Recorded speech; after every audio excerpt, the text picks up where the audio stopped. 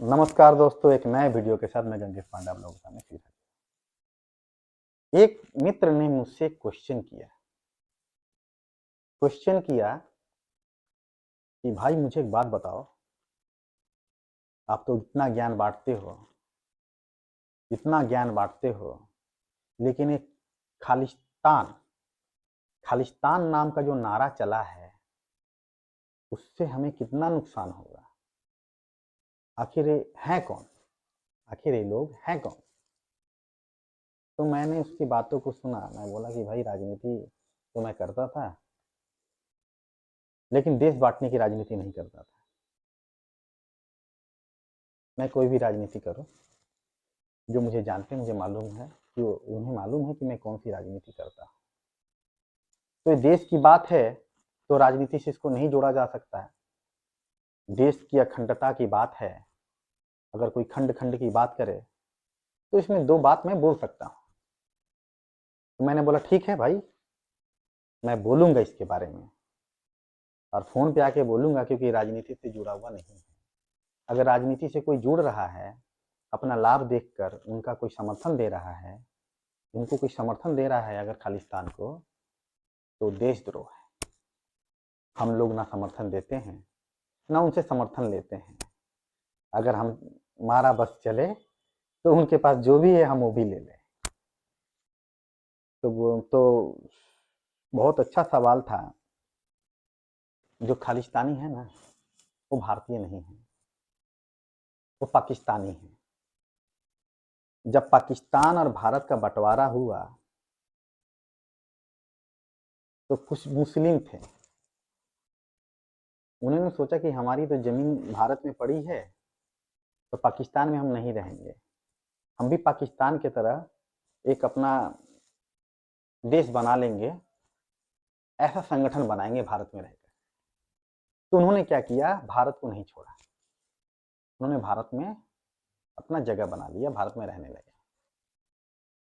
तो भारत में रहने लगे तो भारत में तो ऐसा नहीं रह सकते, जहाँ पे वो रहते हैं वो तो पंजाबियों का इलाका है। उन्होंने वो पंजाबियों के साथ उठने बैठने लगे, उनकी भाषा में ही तो बात करते थे, क्योंकि वहाँ पे पंजाबी चलती है। उनकी भाषा में बात करने पर उनका ब्रेन वॉश करने लगे। तो आपको मालूम होगा, युगांडा बोल के एक देश है। तो वहां से जब हिंदुओं का पलायन हुआ, वहां पे पंजाबी बहुत ज्यादा थे। तो जब पलायन हुआ तो इंदिरा गांधी के समय ने कांग्रेस का ही तब शासन था, तो उस टाइम उन्हें भारत आने के लिए ज्यादा समर्थन नहीं मिला, तो कुछ इधर उधर छटक गए। जब छटके तो कुछ इंग्लैंड चले गए, कुछ कनाडा चले गए, कुछ अमेरिका चले गए। जहाँ पे उनको जैसी सहूलियत मिली, जैसे जगह मिला, वो वहाँ पे चले गए, क्योंकि पैसा तो उनके पास था। लेकिन भारत उस समय इतना सक्षम नहीं था कि उसको बुला सके। सक्षम भारत नहीं, सक्षम भारत को शासन करने वाले नहीं थे, हमारी सरकार नहीं थी सक्षम उनको बुला सके, भारतीयों को बुला सके। तो वहाँ चले गए, तो उनके मन में एक आक्रोश था कि हम भारत के होकर हमें भारत में जगह नहीं मिला। तो उनका कुछ समर्थन इनको मिला, और कुछ पंजाबियों का ब्रेन वॉश करने लगे। जो पंजाबियों का ब्रेन वॉश करने लगे तो वो पंजाबी इनके समर्थन में आ गए, तो ये अपना मेजोरिटी बना लिया। ऐसा मेजोरिटी बनाए कि एक खालिस्तानी का नाम दे दिए। इसका जब जब सरकार आई तब तब खालिस्तान का बहुत बार नारा उठा, इनको दबा दिया गया।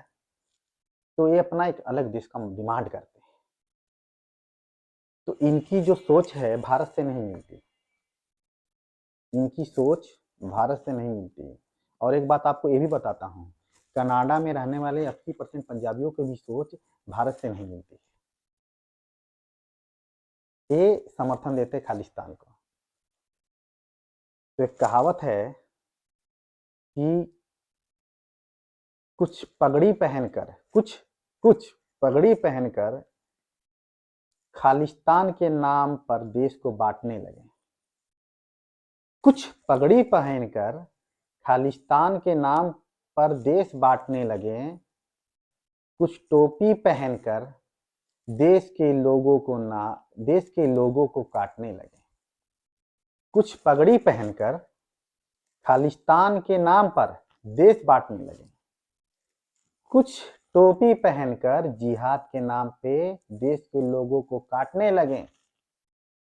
हम तो साहब हिंदू थे, हम बस ज्ञान बांटने लगे, ज्ञान बांटने लगे। तो हमारा आदत क्या है मालूम है? हम लोग ज्ञान बांटते हैं। ज्ञान तब तक बांटेंगे जब तक जब्बा ना हो जाए, क्योंकि हमें यही सिखाया गया है। अगर वैदिक हिसाब से सिखाया जाए तो हम धर्म का पालन तब तक करते हैं जब तक धर्म के ऊपर आंच ना आए, और जब आंच आने लगे तो शस्त्र उठा लो, जहां से आंच आ रही है उसको खत्म कर दो। तो बात यहीं पे आके अटक जाती है कि जब जब सरकार बदलती है ये अपना नारा बुलंद कर लेते हैं। अभी कुछ दिन पहले की बात है, खालिस्तान का नारा बहुत तेजी से उठा। पंजाब में सरकार बदली तो खालिस्तान का नारा बहुत तेजी से उठा, लेकिन हमारी जो सरकार है उस पर कुछ गौर नहीं किया। अभी हाल ही में देख लीजिए, हमारे प्रधानमंत्री पंजाब में एक रैली में गए थे, वहां की सरकार उनको प्रोटेक्शन देने में ढील कर चुकी, ढील कर बैठी। हमारे प्रधानमंत्री सोचिए, जो पूरे भारत को मिला के चलता है, उसके सिक्योरिटी में चंद पुलिस नहीं थे। तो इनके गैंग को समझिए, खालिस्तान खालिस्तान खालिस्तान, 4.5 अक्षर में जो नाम खत्म हो जाए ना, कम मत समझिए। इसको दिमाग से सोचना जरूरी है।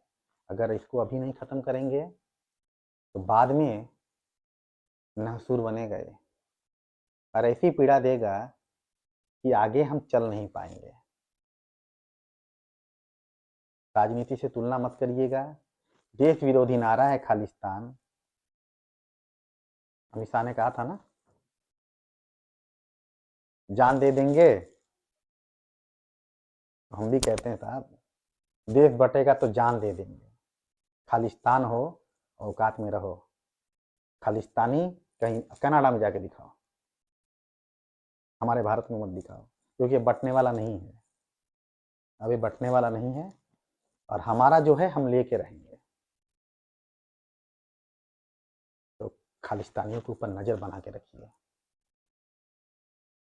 क्योंकि इसमें अच्छे पंजाबी भी कुचल रहे हैं। आप एक बात बहुत गौर से सुनिएगा और समझिएगा। जिन्होंने सिख गुरुओं का बलिदान जाना है, पढ़ा है, क्या वो देश बांटेंगे? जो सिख गुरुओं का बलिदान जानते हैं, क्या वो देश बांट सकते हैं? तो कौन है जो देश बांट रहे हैं खालिस्तान के नाम पे? एकदम वो सिख है ही नहीं है। वो सिख नहीं है, वो खालिस्तानी है। उनको पंजाबी मत बोलिए, खालिस्तानी है वो खालिस्तानी है। उनको जहां भी पाइए और उनके मुंह से खालिस्तान शब्द निकल जाए तो धो दीजिए। अगर अभी नहीं लागू हुआ ना, अगर अभी नहीं लागू हुआ तो आज तो एक ही चीज, दो ही चीज हो रहा है, हिंदू मुस्लिम। कल तीसरा ये भी चालू हो जाएगा। तो आपको बता रहा हूं, खालिस्तान को देश द्रोह समझिए, और जो खालिस्तान का समर्थन करे वो देशद्रोही है। आपसे यही अनुरोध है, इनका समर्थन करने का मतलब देशद्रोह। बस इसी बात को यहीं पे विराम देते हुए मैं आपका दोस्त गंगेश पांडे अलविदा विदा बोल लेता हूँ। नमस्कार।